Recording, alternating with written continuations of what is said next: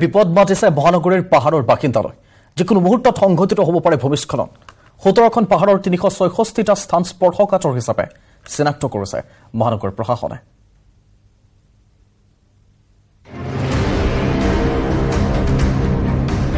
মহানগৰবাসী সাৱধান মহানগৰীত ভয়ংকৰ ভূমিস্খলনৰ আশংকা মহানগৰীত যিকোনো মুহূৰ্তত সংঘটিত হ'ব পাৰে অঘটন কিনকিনিয়া বৰষুণে মহানগৰীত বৃদ্ধি কৰিছে ভূমিস্খলনৰ আশংকা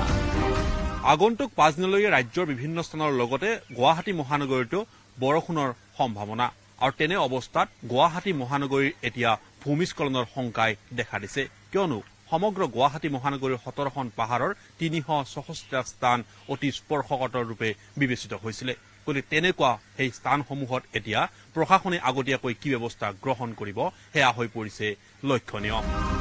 হয় ৰাজ্য চৰকাৰৰ দুৰ্যোগ প্ৰশমন বিভাগৰ তথ্য অনুসৰি কামৰূপ মহানগৰ জিলাৰ 366টা স্থান স্পৰ্শকাতৰ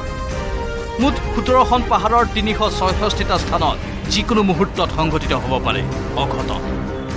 দুৰ্যোগ প্ৰশমন বিভাগৰ অতি স্পৰ্শকাতৰ স্থানৰ ভিতৰত অন্তৰ্ভুক্ত বামুণীবিৰাম অঞ্চল আৰু এই বামুণীবিৰাম অঞ্চলত মোৰ পিছপিনে থকা এয়া হৈছে স্থান য'ত এইদৰে প্ৰশাসনৰ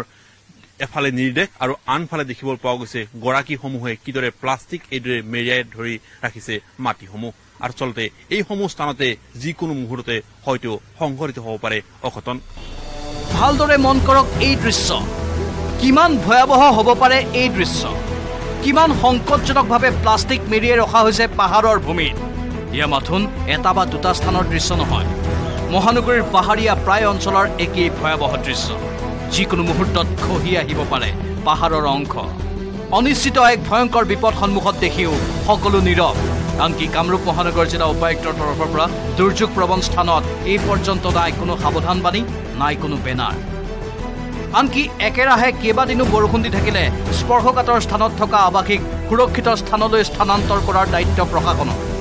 তাৰ পিছতো কিন্তু এই পৰ্যন্ত মাথোন ঘটনা সংঘটিত হোৱালৈহে যেন অপেক্ষাত কামৰূপ মহানগৰ জিলা প্ৰশাসন কেমেৰা পাৰ্চন প্ৰভাস সিঙৰ সৈতে বলেন ভট্টাচাৰ্যৰ report news 18 Assam North East মুখলধাৰ বৰষুণ